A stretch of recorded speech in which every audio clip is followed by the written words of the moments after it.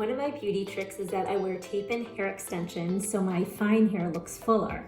And I normally go to the salon every week to get them taken out, washed, and re-put in. But since going to the salon is not an option and my hair extensions have grown out and really need to be taken out, I decided that I'm going to do it on my own, and I'm going to show you how.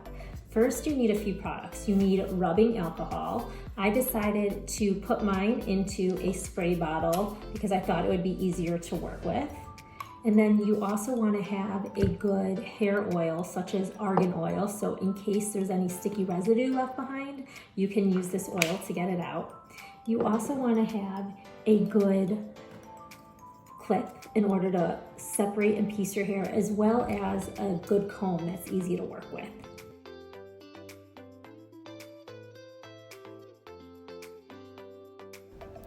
Removing my extensions took about an hour, so make sure to do this when you have enough time. I did it after my kids were sleeping, and no matter how frustrating it gets, whatever you do, do not rip out your extensions.